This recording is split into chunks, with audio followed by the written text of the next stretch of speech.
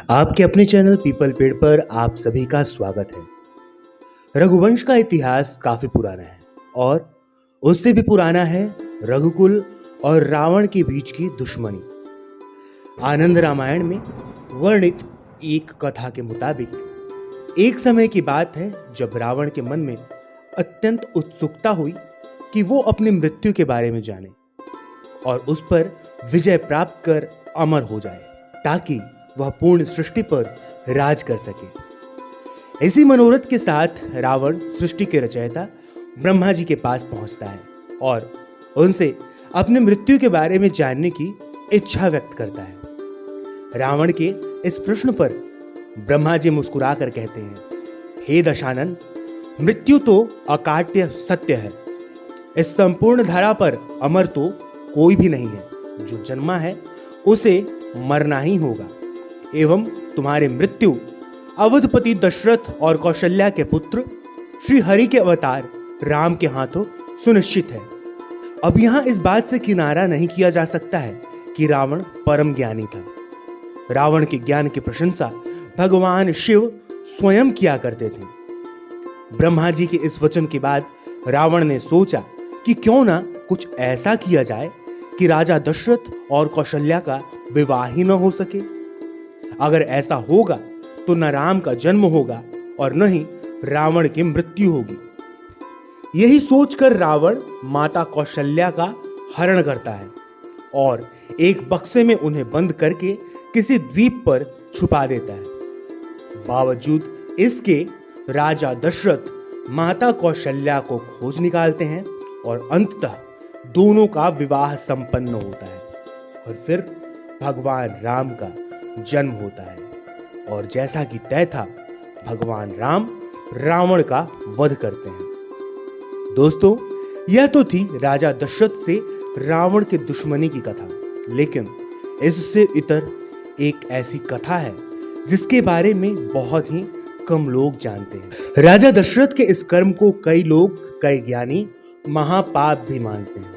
इस कथा के बारे में हम आपको बताएंगे, लेकिन उससे पहले हम आपसे यह निवेदन करना चाहेंगे कि आप हमारे इस चैनल पीपल पेड़ को सब्सक्राइब करें ताकि आपके ऊपर प्रभु श्री राम की कृपा बरसती रहे। राजा दशरथ की 3 पत्नियां थीं, कौशल्या, सुमित्रा और कैकेयी। वहीं उनके संतानों की बात करें तो उनके 4 पुत्रों का जिक्र हर जगह सुनने को मिलता है, जिनके नाम थे राम, भरत, लक्ष्मण और शत्रुघ्न।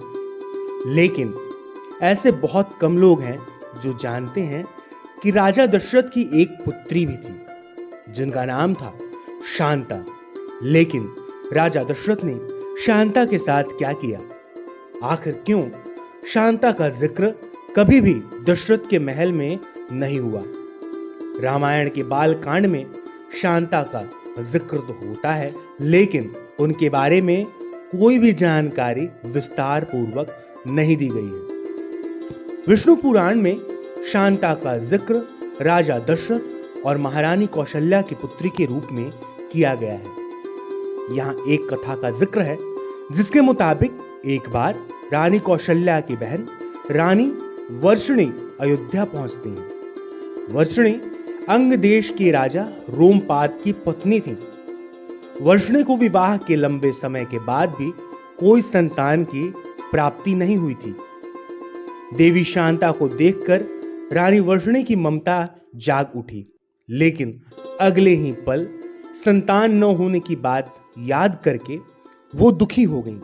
रानी वर्षिणी के चेहरे पर दुख के भाव को देखकर राजा दशरथ ने उनसे मायूसी की वजह पूछी। रानी वर्षिणी ने कहा, काश मेरे पास भी शांता जैसी बेटी होती तो आज मैं भी काफी खुश होती, मैं भी मुस्कुराती। संतान की चाहत में रानी वर्षिणी ने शांता को गोद लेने की बात राजा दशरथ से कह दी। रानी वर्षिणी की व्यथा को देखकर राजा दशरथ ने अपनी बेटी शांता को गोद देने का वचन दे दिया। इस तरह महाराज की बेटी शांता अंग देश की राजकुमारी बन गई। एक अन्य कथा के मुताबिक राजा दशरथ और रोमपाद के बीच एक संधि हुई थी। जिसके अनुसार दोनों में से जिसे भी पहला संतान होता है वह दूसरे को अपना संतान भेंट के स्वरूप में दे देगा। और इसी तरह सबसे पहला संतान राजा दशरथ के घर में एक पुत्री के रूप में होती है और वह रोमपाद को अपनी पुत्री भेंट कर देते हैं। इतना ही नहीं, राजा दशरथ अपनी पुत्री को अशुभ भी मानते थे। यही कारण रहा कि भेंट के स्वरूप में देने के बाद वह कभी भी शांता की खोज खबर लेने नहीं आते हैं। लेकिन एक ऐसा भी वक्त आया जब राजा दशरथ को ससम्मान अपनी पुत्री को अपने राज्य में आमंत्रित करना पड़ा। यह वो वक्त था जब राजा दशरथ को कोई संतान नहीं हो रहा था। तब उन्हें किसी संत ने यह परामर्श दिया कि उन्हें पुत्रेष्टि यज्ञ करवाना चाहिए। राजा दशरथ ने इस बारे में जब राजा रोमपाद से पूछा तो उन्होंने इस विषय में कहा कि उन्हें पुत्रेष्टि यज्ञ उनके दामाद श्रृंगी ऋषि से करवानी चाहिए। फिर क्या था, राजा दशरथ श्रृंगी ऋषि के पास जाते हैं, लेकिन श्रृंगी ऋषि इस बात पर अड़ जाते हैं कि वह राजा दशरथ के राज्य में तभी जाएंगे जब उनके साथ उनकी पत्नी को आने दिया जाएगा। और यहाँ हम आपको बता दें कि श्रृंगी ऋषि की पत्नी कोई और नहीं बल्कि राजा दशरथ की पुत्री शांता ही थी। अंततः राजा दशरथ को इस बात के लिए मानना होता है और पुत्रेष्टि यज्ञ के बाद दशरथ की सभी पत्नियों को पुत्र रत्न की प्राप्ति होती है। लेकिन शांता का कोई भी भाई पूरे जीवन काल उससे मिलने को नहीं जाता। यहाँ हम शांता के भाई राम, भरत, लक्ष्मण और शत्रुघ्न की बात कर रहे हैं। ऐसे में वेद और उपन्यास के जानकार कहते हैं कि शांता के श्राप के कारण भी राजा दशरथ को पुत्र वियोग का दुख भोगना पड़ा था और राम को वनवास झेलना पड़ा था। दोस्तों, इस बारे में आपकी क्या राय है? कमेंट बॉक्स में हमारे साथ जरूर साझा करें। अब हम लेते हैं आपसे विदा। जाते जाते चैनल को सब्सक्राइब करना न भूलें। आप सभी को हरे कृष्ण।